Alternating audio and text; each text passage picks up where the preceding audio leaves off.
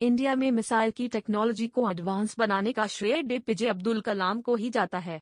अब्दुल कलाम को missile man of India भी कहा जाता है। अब्दुल कलाम भारत के पहले ऐसे साइंटिस्ट हैं जो देश के राष्ट्रपति बने। वो देश के ऐसे तीसरे राष्ट्रपति भी हैं जिन्हें राष्ट्रपति बनने से पहले ही देश के सर्वोच्च नागरिक सम्मान भारत रत्न से नवाजा गया। साथ ही वो देश के एकलौते ऐसे राष्ट्रपति हैं जिन्होंने आजीवन विवाह न करके देश की सेवा करने का फैसला लिया। एपीजे अब्दुल कलाम का जन्म 15 अक्टूबर 1931 का तमिलनाडु के रामेश्वरम में तमिल मुस्लिम फैमिली में हुआ था। अब्दुल कलाम का पूरा नाम अबुल पाकीर जैनुलब्दीन अब्दुल कलाम है। अब्दुल कलाम एक साधारण परिवार में जन्मे थे। उनके पिता नाव चलाया करते थे। उनकी आर्थिक स्थिति भी काफी कमजोर थी। अब्दुल कलाम अपने 7 भाई बहनों में सबसे छोटे थे। उनके घर में कोई भी पढ़ा लिखा नहीं था। वो समय ऐसा था जब रामेश्वरम में बिजली नहीं थी। उस वक्त भी अब्दुल कलाम रात के 11 बजे तक मिट्टी के तेल से बना लैंप जलाकर अपनी पढ़ाई किया करते हैं।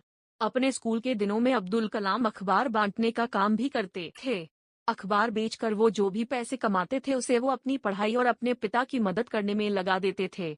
अब्दुल कलाम पढ़ाई में बहुत तेज थे और उनके अंदर कुछ नया सीखने की बहुत चाहत थी। अब्दुल कलाम जब 5वीं क्लास में पढ़ते थे तब उनके science teacher Shiv Subramaniam Iyer class में बच्चों को बता रहे थे कि किस तरह पक्षी हवा में उड़ान भरते हैं, लेकिन बच्चे वो बात समझ नहीं पा रहे थे। इसलिए उनके टीचर छुट्टी होने के बाद सभी बच्चों को समुद्र के किनारे उड़ते हुए पक्षियों को दिखाने ले गए और बच्चों को पक्षियों के उड़ने का साइंस समझाया।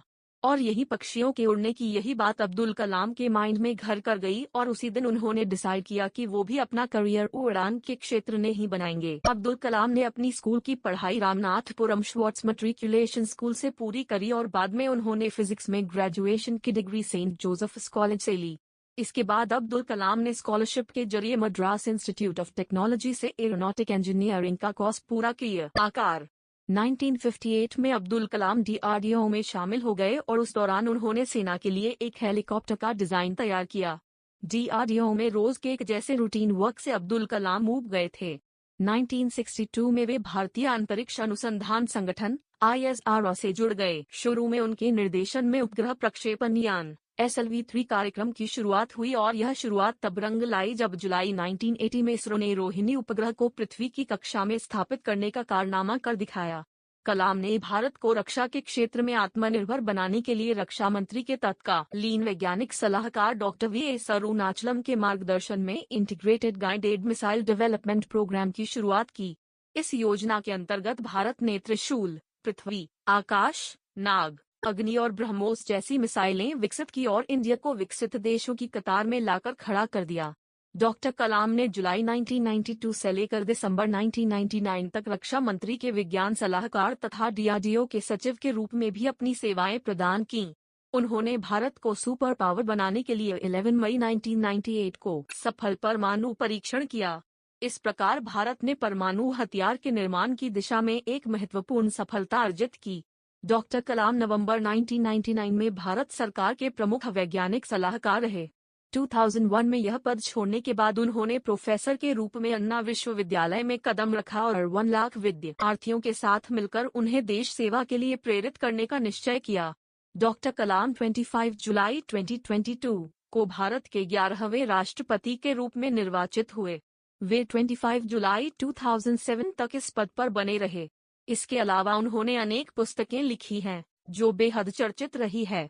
डॉक्टर कलाम की योग्यता को दृष्टिगत रखते हुए सम्मान स्वरूप उन्हें 2 दर्जन से अधिक विश्वविद्यालयों ने अलग अलग डॉक्टर ऑफ साइंस और PhD की उपाधियां प्रदान की।